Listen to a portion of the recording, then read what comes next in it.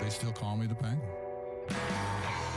Okay, welcome back to We'll See About That. And we are now going to be joining Brian Kelsey, who will be receiving a beautiful fruit gift basket, courtesy of our friends at Melissa's Produce. Melissa's is a proud partner of We'll See About That.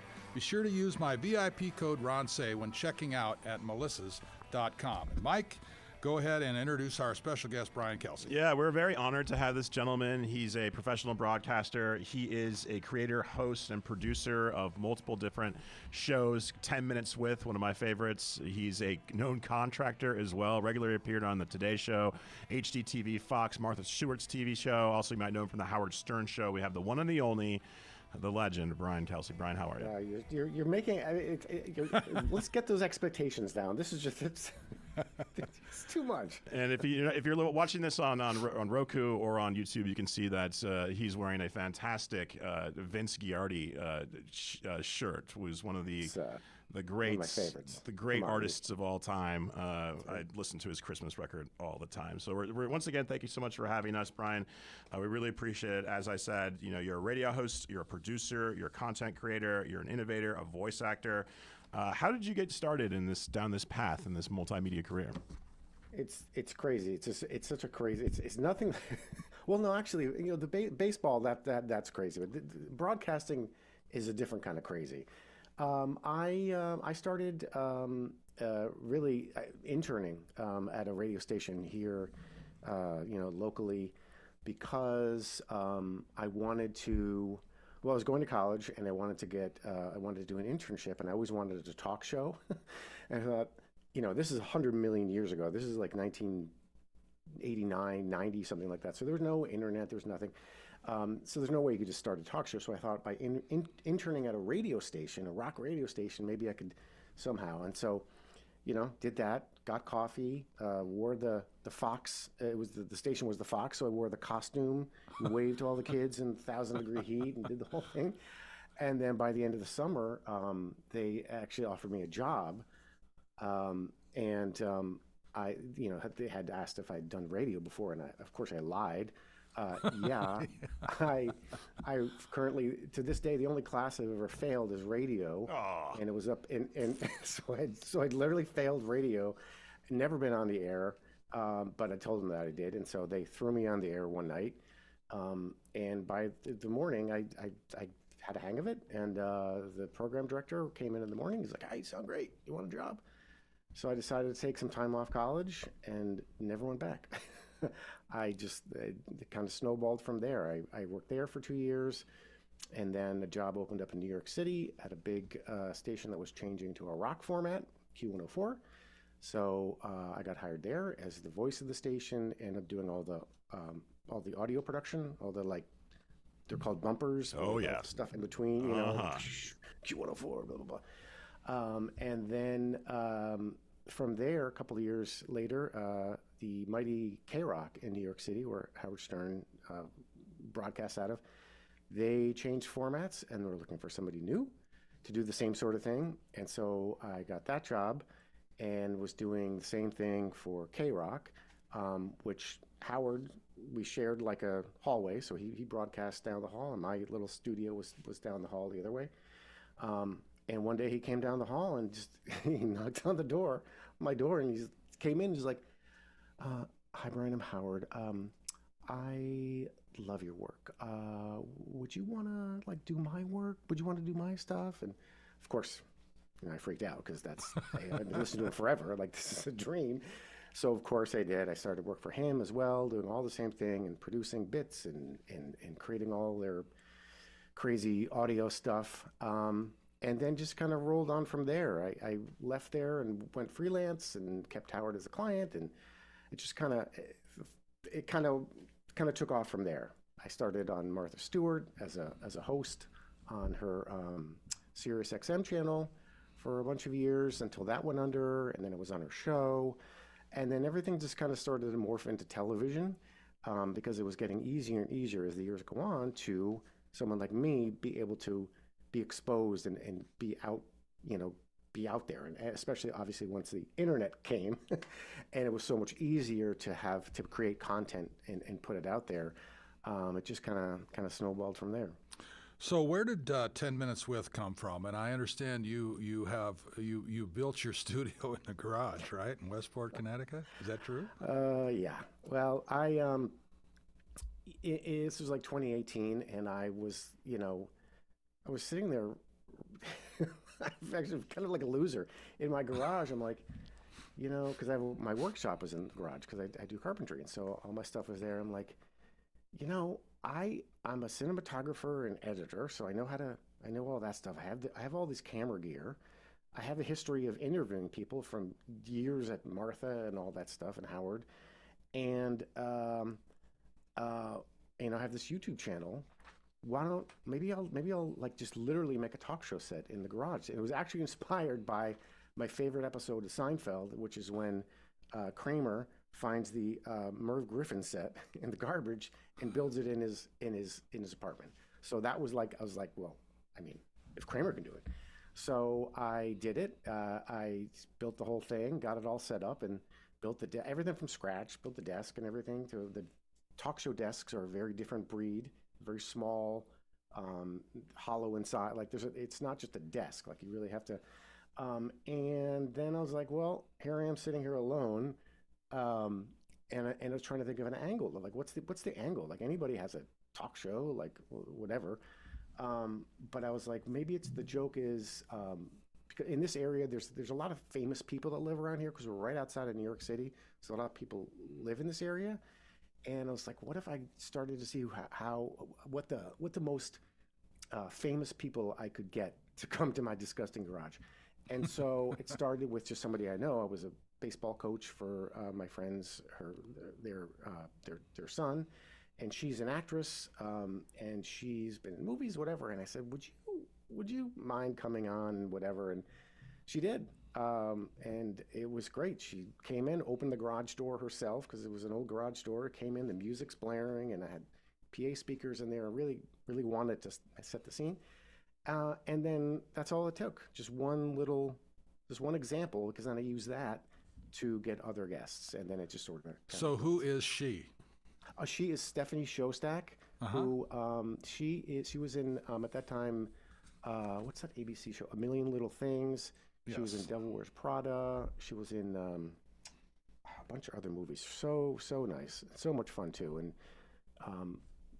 we had a beer and had a great time. Well, working out of the garage, I mean, it worked out for Mark Maron pretty well, and it seems like it's worked out for you pretty well too. I know. You know what? Everybody compares it. I actually, and I swear, I didn't know about him at all, and then people started telling me that. I'm like, oh my god, yeah, it is kind of like. I mean, he's so much better, but like, you got everything good starts in the garage. All the Google and Amazon, everything starts in the garage. Well, I was going to say Bill Gates, didn't he get started in the garage too? Bill Gates, Amazon, all those guys too. Brian, as you was there a particular person that you looked to for as an influence as a talk show host? I mean, I remember watching old clips of Dick Cavett, and I'm like, I want to be like that guy. Yeah, totally. Like, I'm old school. I love Johnny Carson, and really, it's 1980s David Letterman. Like, that is the exact era I wanted to emulate. Like that, those early years at NBC, I went and saw, I think it was 1985.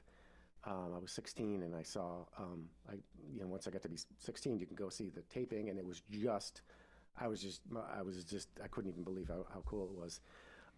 And so I wanted to sort of replicate some of the things about that era, one of which is one of my favorite things, and Johnny Carson did the same thing. He's got, your landline phone there, and you pick up, when he picks up the receiver, plunks down, a line, and you get, you hear the dial tone, and I needed to figure out how to do that, because it's not actually very easy, especially at that time. There was no, like, I have a little Rodecaster Pro here, which is a little mixer, which can do that very well. But so I had to figure out a way. I had a PA system in the garage, so I hooked it up. I found a couple adapters and figured out a way that it wouldn't feed back, and that I could actually call people, and they would hear me, and I would hear them over the PA. Hold on one second, Brian. We're going to cut to a break right now, and we're going to continue this right after the break. We're talking to Brian Kelsey. The man can do anything, and we'll stick around. Stay with us. We'll see about that.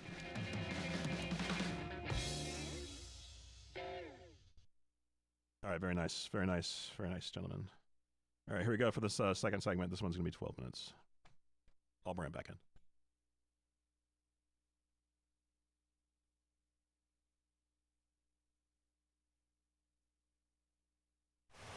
Hello, Ron Say. And we are back. We'll see about that with the legend, MVP, and champion Ron Say. I'm Mike Ayer. We were talking to Brian Kelsey, the jack of all trades when it comes to multimedia, be it audio, visual. Man, he's a carpenter as well, contractor. And Brian, you were talking about building your own set in your garage. You're putting your desk together. You're getting the phone. You're getting the mix minus all worked out and all stuff like that. Tell us how you got the show off the ground. Well, it's really thanks to YouTube, which I never liked. I just thought YouTube was just people putting up their, home videos and stuff, because that's the way it originally started out. But then I started to realize, like, wow, this is actually, it's really sort of, it's this, I started during the era of when YouTube really was like really amazing content creators and podcasts, all sorts of different things. So it's a free platform. And so I just started, I edit everything because I want it to look a certain way and have a certain pace and a certain beat.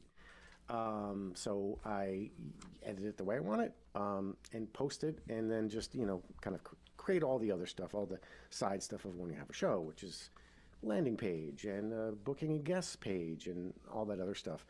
And then from there, it's just booking guests. And the way you do that for anybody who wants any kind of talk show like this or podcast or whatever it is you're doing, if in my case, I was trying to reach people, I don't want to say celebrities, but people that known people, because I think it's just hilarious that so-and-so is standing outside my garage waiting for their cue. They have to open the garage, lift it up themselves and comment. I mean, it's just so funny. I couldn't, it's crazy. So what I did was I just kept an eye on the local sort of comedy clubs and venues, and just like when people come to town, trying to reach out to them. And the way you do that is through their PR people. So this is a perfect example. I don't know if you know who Gino Vanelli is. I do. But he was one of my favorites. He's a huge singer-songwriter from the 70s. And if I played the song right now, you'd know exactly what it was. So would everybody. But I noticed he was coming to town. So I'm like, you know what? I'm going to try it. And so I just emailed the manager, which, again, you can get emails on their websites or wherever. And they said, yeah. He said, Mr. Vanelli would like to come on, and I'd like to know what you're talking about. Will there be coffee? Yeah. Is there, breakfast? Like the whole thing. And I was like, well, not really, but we can certainly have some coffee. So one of my favorite stills from that episode is standing outside. It's one of the camera angles is looking sort of from above out the garage door, and there's windows. So you see him standing there waiting for his cue, and my producer and sidekick who came on with me is standing there ready to like welcome him in. And it's just so ridiculous.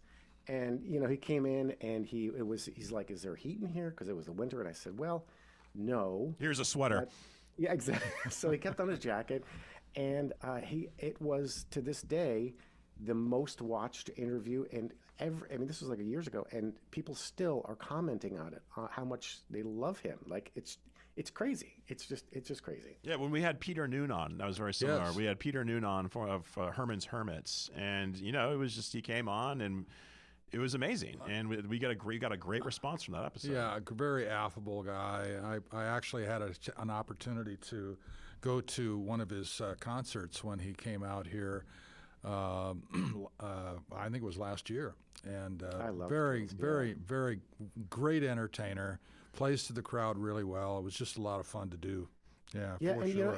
and they have so many stories. Oh, man, It's kind of these artists and performers from a little bit of a different era.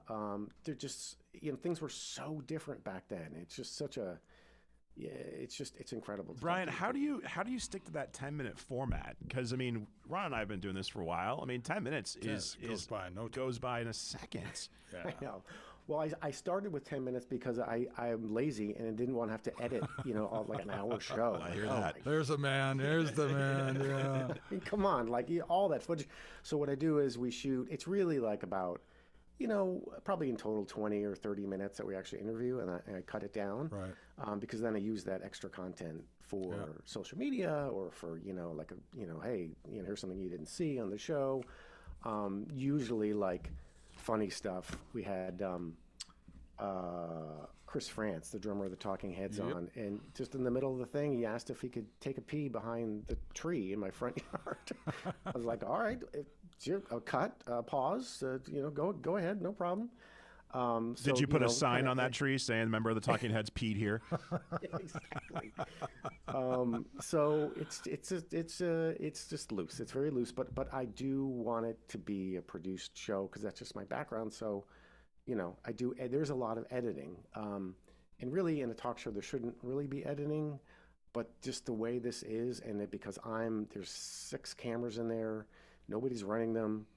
Um, it's just all me doing all the audio and bringing up the music in the room and stuff, and so it's harder to have everything go exactly right when you're doing it all yourself. So usually something goes wrong, a camera dies or something, and so there's a lot of editing to get it down. But usually it's between 10 and 12 minutes, something like that. You're a master of many hats, and there's nobody else to blame when it screws up, right? I mean, it's all on you. It's all on me. I just know how to fix things. I know if one time all the cameras died because we went over half an hour, and some of the cameras they stop at recording, and so all they had left was a little GoPro camera, which is way back above me looking down, and so I had to cut to that and get creative to work around that. But there's always a way. Who cares? What's your process like, Brian, speaking to what you just said about when you're conducting these interviews? How do you stay in the moment in these interviews when also, as someone that does this as well, you got in the back of your mind, are my cameras running? Are my switches correct? Is my mix minus proper? How do you stay in the moment doing the interview with all that other stuff going on in the background? Well, the cameras are one thing. I mean, I have enough that again, like if 1 or 2 go down, I mean, they don't really go down, but like I've kind of got it dialed in where they're on, and I at least have 3 cameras that I can go to.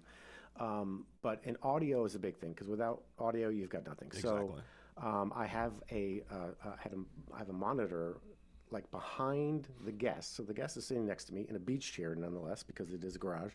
And behind them, just behind their head, I have a monitor where I have all my audio. I can literally see the audio waveform. So I know that both audio is recording, and I don't have to like rudely kind of look away from the guest to like check. So that's going. And so that's just a glance. But I'm also kind of editing the show a little bit in my head and listening. The most important thing is just let the guests talk and just listen and just don't go down to questions. And so I just have a conversation. And if there's a little pause or a little one time I think the FedEx guy was knocking on the garage. I should have left that in. But you can cut around that. But you just once you're sitting there with somebody in person, it's so much fun, and it's just it's a blast. Do you have a favorite show or a favorite guest that comes to mind? Craig Melvin from the Today Show probably was so much fun, and it was during COVID, and he still came, and it was February, by the way, and so I'd been trying to book him for a year. Before COVID, and then COVID hit. And I'm like, you know what? I don't care. We're gonna get him. So, okay, he actually lived one town over from me. So I didn't know him. I literally went through the proper NBC channels and the whole thing, and they were really nice. And he came, but so instead of having him with me in the garage, we just left the garage door open, and I had him in a beach chair in the driveway. With a microphone, and I put a PA speaker out there just so he could hear me because we were about 30 feet away. And I made a nice little bonfire for him, and I found out what he liked to drink, and he said bourbon. So we had some bourbon and a fire, And he sat out there, and I sat in the garage, open, and it was a blast. And he wouldn't leave. Like he just, it was great. Yeah, that's terrific. You have to make it easy for them. You have to make it very seamless. Has to be able to, they come in, do their thing, and leave.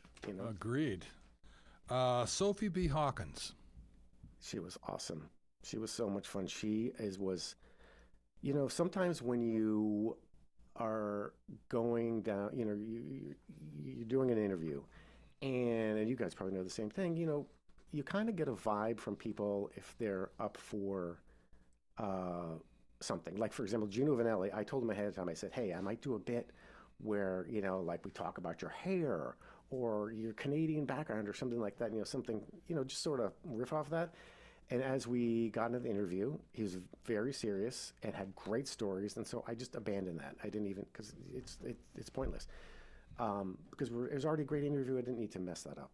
But Sophie came in, and you could just tell right away from somebody that she was game for anything. I mean, she was just like, can I touch your hair, Brian?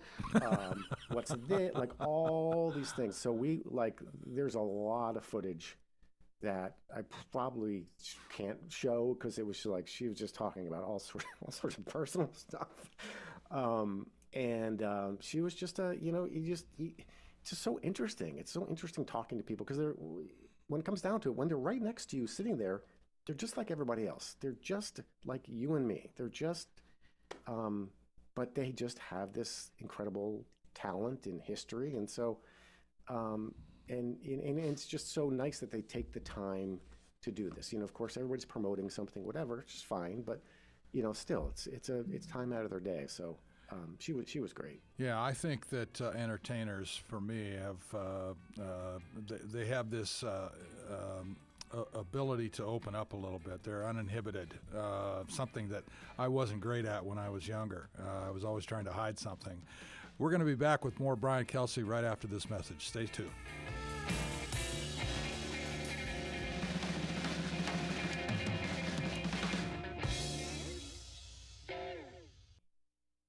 All right, very nicely done, gentlemen. Very nicely done indeed. We got a quick branded feature at the top here, and then we're going to get into a couple more questions, and we're going to talk about talk show transformation. And here we go.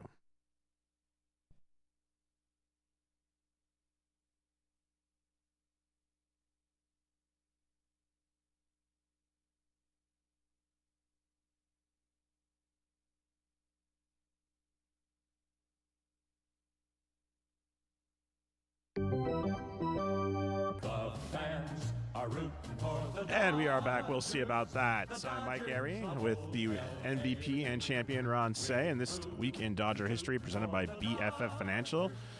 It's going to be tough for you, Ron. The Dodgers trade Davey Lopes to the A's for minor league Lance Hudson, a middle infielder who would never appear in a major league game, marking the end of the longest running and, I might add, most successful infield in baseball history.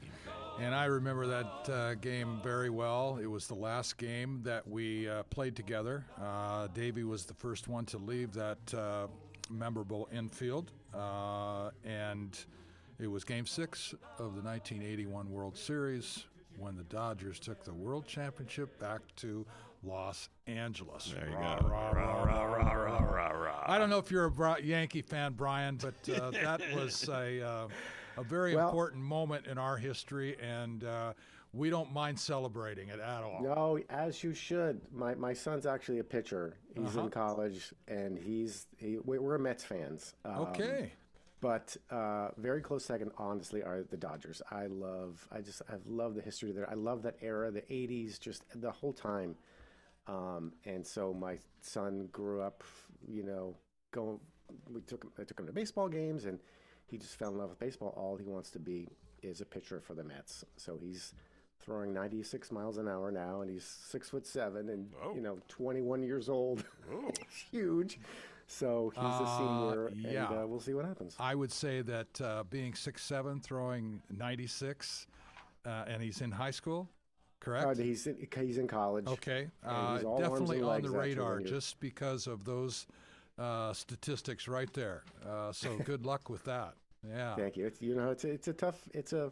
He's going to college, and he's doing both. But that's what he wants. Ron, it's like when you follow your dream. That's what you want to do. Absolutely. Follow your dream and don't give it up. Make sure that you Absolutely. do everything that you can do to make it happen. That way you'll be okay with yourself if anything comes into place. So yeah, Yep. I'm all The for main that. thing he's learned is it's all mental. It's all upstairs. It's all Amen. Yeah. So he, it's that and his diet are his two things. Of course, you work out and stuff, but really mental and eating well and staying healthy. Yeah, I think the diet is probably the thing that's changed the most. Yeah. A couple chili dogs and some Miller Lite, right? What are we eating? There's a couple hot dogs and that's well, much there's different one of my today. favorite images is of Keith Hernandez having a beer and smoking a cigarette in the dugout when he was taken out of the game. Yeah, trust me, we had guys going down the tunnel back to the clubhouse in between innings, and they were definitely smoking cigarettes. You couldn't be seen on camera back then, so that was their way of hiding it. Brian, times. Yeah, good times if you ask me. Brian, I want to just circle back to something you mentioned at the top, working for Howard Stern. Howard Stern has really kind of throughout his career, he has proven to be one of the great interviewers of all time. And did you learn any lessons? Did you take anything from working with him, with his interview skills, further into your career? Yeah, he was such a huge influence, such a nice guy, incredible, hardest working person I ever met. Really, I just remember him always saying, like, why is everyone's going on vacations? I'm here working. Like, why? What is it? Is anyone working? And one of the best things about working there, whether you're doing what I was doing or an intern, he listened to all ideas. So we had a Wednesday meeting every Wednesday. Everybody, even if it was your first day as an intern, you get to go to that meeting and you get to pitch ideas. And Howard would listen, and a lot of times his first day interns, these bits and stuff would get on the air. So he was very just open to the best idea wins. Doesn't matter who you are. Like, That's super rare in this business, as you know, Brian. It's super rare for a program director or an executive producer, someone to take an idea and implement it, an idea that was not there. So that's I'm so glad to hear that. And going back to something we talked about last segment, you're a master interviewer. Ron and I do okay, but every once in a while, once in a blue moon, you book somebody and you get them on, and they're just not feeling it. Now, we're not mentioning no names over here. How do you deal with that? Mm-hmm. Well, that's where So I have my rule is I always have a ton of questions, and the biggest thing is to do all your research. Just do as much about this person or people as you can. And I always assume they're going to come on and be one-word answers and dud spuds. And so one of the key things for interviewing is to make sure the questions you're asking are not yes/no questions, right? So they're not like, what did you have for dinner? It would be more like, talk to me about how you feel when you eat spaghetti and meatballs, or something that it can expound on. So even if those are short, that's why you have to have your whole list of questions in case things just sort of slow down. What happens. People, a lot of times they're just, they just don't like being interviewed. They don't like being there. They're not comfortable. It's just totally fine. But from the minute they come, to the studio, I just try to make them at ease and just high fives and, can I get you a water? Can I get you a beer? Can I whatever? We're just going to talk and we can edit. This is not live. So, it starts there. It starts beforehand, making them comfortable. And I always have a mirror too, right there, so they can just take a quick look at themselves before they sit down, because they're coming in from outside, and sometimes it's windy or whatever, and so just making them comfortable and being prepared with lots of information and questions. Yeah, I agree with you. We try to do the same, especially with when you can give us bullet points about things that you feel good about that you would like to personally speak to. I think kind of opens up that door to make them feel comfortable. We're not going to surprise you with something. Yeah, that, exactly. No surprise. Like exactly. Like I would. Like that's just you'll never have them back, or it's just a bad karma just to like spring something. Do you like to do pre-interviews? No, I just send them my questions. I just send like this. These are what I wanted to talk about, but it does like we can throw these away. You tell me what you want to talk about, and we can hit those too. But it's more just a conversation. And although it's funny, speaking of Gino Vanelli, he is the only one who wanted to talk to me Yeah. beforehand. He wanted to give me a free interview. Yeah. So he called me up. He's like, "Hi, Brian, this is Gino. I just want to, he's kind of like trying to see if I know his work, which I do. So he was like, okay, you're legit. All right, I'll be there." Yeah, Ron was really instrumental too, because he would just say like, "Is there anything that you don't want to talk about?" And then anything else is pretty much fair game. Yeah. Yeah, I mean, most totally. of them are pretty open. Hey, we can talk about everything, Yeah. anything. And I'm not going to take you down a dark alley. I'm not going to come up and surprise you. Yeah, Not going to be any totally. sniper in the vicinity here. I'm interested in the voiceovers. How did you get involved in that? It seems like you've done really a lot of that. And is that something you get excited about? I love it. I spent 10 years just doing that for full time, supporting a family. And that kind of started as a big fat lie as well back in the late 80s when they were asking about when I was interning and they said, "Wow, you've got a nice voice. Have you ever, done any announcing or voiceovers?" And of course I was like, "Yes, definitely. No, of course." Never have. But that's sort of how I back then you just do it, you just learn it. So when they hired me to be the voice of the station and to be a DJ and all that stuff, I just practiced and figured it out. And then when I got to New York, um, I I wanted to try to get an agent, a voiceover agent, because I figured that's the way you do it. I didn't have any experience, so I just went and watched TV, found ads that I felt like I could read, like I could. It might sound good. Just transcribed a couple of those and just recorded them. Maybe 3 or 4 different examples on a 60-second cassette back then.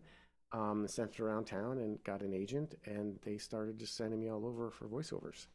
That's And amazing. back then it's way different now, but back then it was, you go when you book a voiceover, you go to the studio on Madison Avenue, and there's sushi, and there's a room full of directors and agency people. And now it's like, yeah, you're right here in your living room. Just send me a wave file, do it on your own, and get it there. But it's a different beast. But I love it. It's my favorite thing to do. It's so much fun. So the moral of the story is just lie, and then hope you don't get caught afterwards. As long as you can't lie about like, can you operate on my knee? I mean, that's probably. But like, if it's like, can you do a voiceover? Well, I can figure it out. So, what would you say your best voiceovers, top 3 or so, that you really did enjoyed? Probably one of them was I did the MTV VMAs, and it was in Miami, and so I did all the recording beforehand, most of the recording beforehand. So ladies and gentlemen, blah blah blah, blah blah blah, all that stuff. But for some reason, they wanted me there live, and they wanted me to do the announcing, within the stadium. And so they basically put me up in a trailer, much like where I am right now, with a microphone in front of me and headphones, and just sitting there waiting and listening to the director in my ear direct the entire show, which is really cool.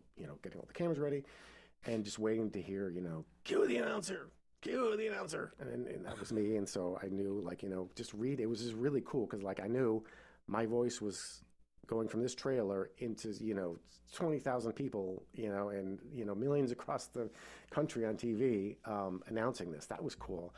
The other one was it was a dream come true. I'm a big Saturday Night Live fan, and I was the voice of Carson Daly's New Year's Eve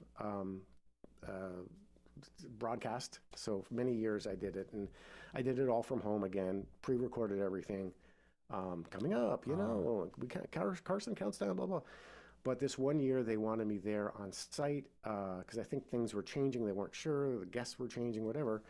So they put me in studio 8H like, at Saturday Night Live, like in like a corner where the announcer, Don Pardo, stood, and that's where I stood and listened and wait for my cues. And when I knew I wasn't during commercials or whatever, I could go out and it was like on the stage. I was standing on the Saturday Night Live stage where millions of, so many famous people have stood and done their monologues and everything. And it was so cool. That sounds amazing. Brian, we're nearly out of time. We got a minute left. I'm going to get you out of here on this. You've taken all your skills and all of your powers, and now you've started to do something, work on a project, Talk Show Transformation. Give us the quick rundown of Talk Show Transformation before we hit this break.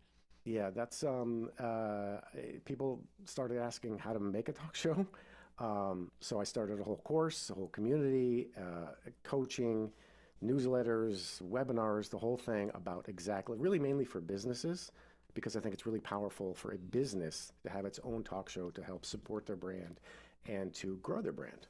And it's crazy. It's just, it's unbelievable. So where can these businesses or individuals, where can they find out more information about this and perhaps sign up for your services?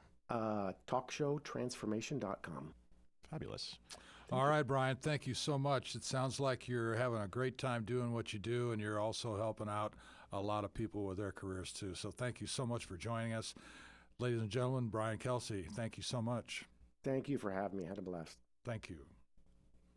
It's going to be We'll Be Right Back. And we'll be right back with We'll See About That after this brief break. Fabulous. That was great. Brian, thank you so much, man. We really appreciate it. Thank you, guys. Thanks, Brian. I really, that was a terrific interview.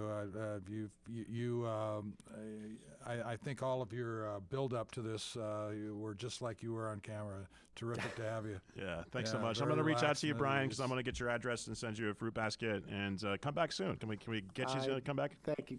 Really appreciate it, guys. Great stuff. I really, really had a blast. And thanks so again much for having me. Thanks. Good luck to your son, too. Hopefully we're going to see him on the Dodgers in a couple of years. Yes.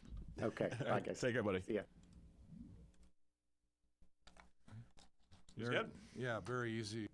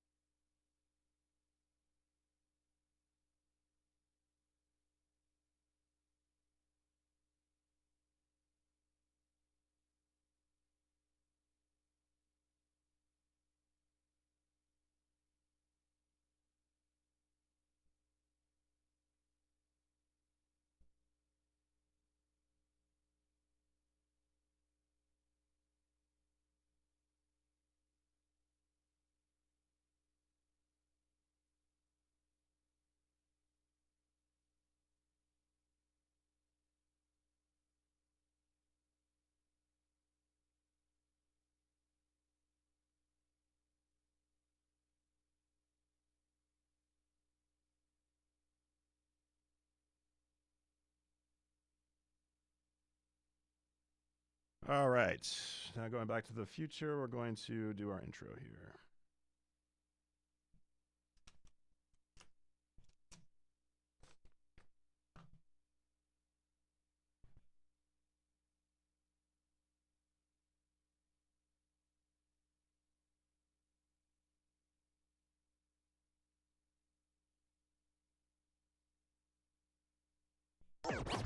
It's We'll See About That with World Series MVP Ron Say. Hello, everyone, and welcome to We'll See About That. Ron Say here with Mike Gary, and just want to let you know that the Los Angeles Lakers made a very big move here last couple days, and wow, Doncic. Yeah, some are calling it the most surprising NBA trade of all time, and I'm inclined to agree. We give up four-time Defensive Player of the Year Anthony Davis, who's 32, who can give you 30 points and 20 rebounds when he's healthy. We got Luka, and Luka can give you 30 points, 8 assists, no problem. I get it, and I don't get it, and what I don't get is why would Dallas want to trade Luka Doncic? Well, the reporting is that's the GM Nico of Dallas did not personally get along with Luka. There are, the leaks have started that he's overweight, that maybe he's drinking too much beer. Also, they didn't want to pay him the 5-year, $350 million Supermax contract extension he's eligible for. Perhaps Marion Adelson, new owner of the Mavs, wants to move the team. Who knows? But in terms of the Lakers, Ron, I think that in the short term, this was not a great trade for winning now. I do think from a business standpoint, to lock up your future superstar after LeBron James retires, I think is smart. One thing I do not believe is that no one knew about this, that LeBron didn't know. Well, don't you just love it when those character assassinations come up all of a sudden, like this is a bad guy over here, right? And I'm surprised. I really am. Lucas said he didn't know about it. Anthony Davis said he didn't know about it. LeBron said he didn't know about it. Who knew about it? Luka was I think 4 or 5 days away from closing escrow in a $15 million house right? in Dallas. I did not know that. That's not nice. Well, no, it isn't. And here's another one that kind of surprised me: Cooper Kupp. Yeah. Rams are ready to depart with him, and I can honestly tell you that I think that's a big mistake. He's from my neck of the woods, up in the state of Washington. I thought he has been a great player. He's a guy that you put in motion a lot, so you can mess those guys up in the secondary with trying to switch off and cover him. I don't know. I hope it works out for him, though. Yeah, it seems that it all comes down to the salary cap in the NFL. And the NFL Players Union boss, Lloyd Howell, says no 18th game. No 18th game. And I gotta kind of agree with you. The season's long enough as it is. All right, that kind of does it for the moment. We're going to be right back after this message with We'll See About That. Very nicely done. All right, last but not least, the close. Maybe just talk a little Super Bowl predictions. Do you want to talk about this umpire? Yeah. Yeah, I knew, yeah. Here comes the gambling. Exactly. It's only going to get worse. We've already seen this, scandals in the NBA, guys getting... 1 year, right? It's only been 1 year. Yeah. We already had the Otani thing. Uh-huh. To start it off. And his interpreter is getting sentenced today, I think. Is that right? Yeah. Okay, let's talk about that. All right, here we go. All right, make sure to plug the book website and Instagram.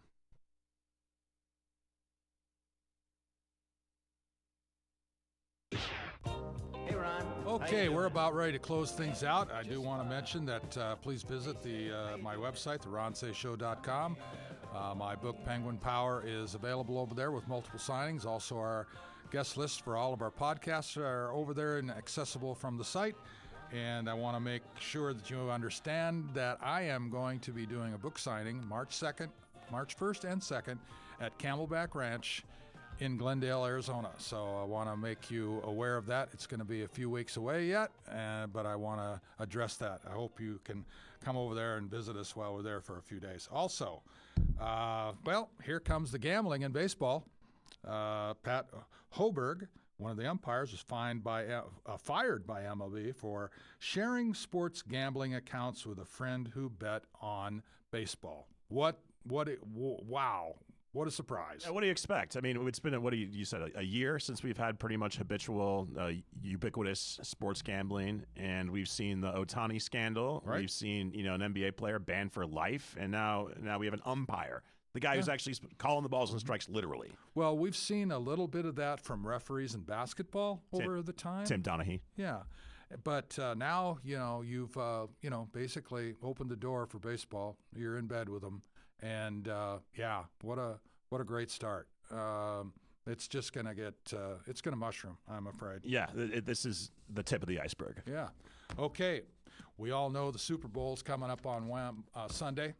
I have, always picked against Kansas City, even though I know they're the defending and reigning champions, for a three-peat. But after viewing some of the information about the calls from the referees, I'm inclined to believe that something's going on here, folks. I don't believe that you can say, that was a personal foul on you, but it's not a personal foul on us. Yeah, it's maybe we're going to have another story about gambling about this game and this season coming up soon. Yeah. Should note the line is Chiefs 1.5. Wow. Well, I don't necessarily pick the team that I feel is going to win. I pick because this is the team that I would like to see win a lot.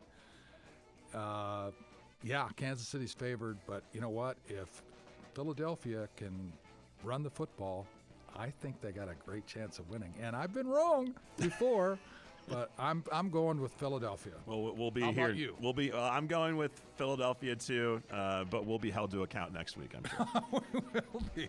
All right. Well, let's hope that the team that you're rooting for in the Super Bowl wins, and we hope you have a great weekend. And we shall see you next week. Thanks for joining us.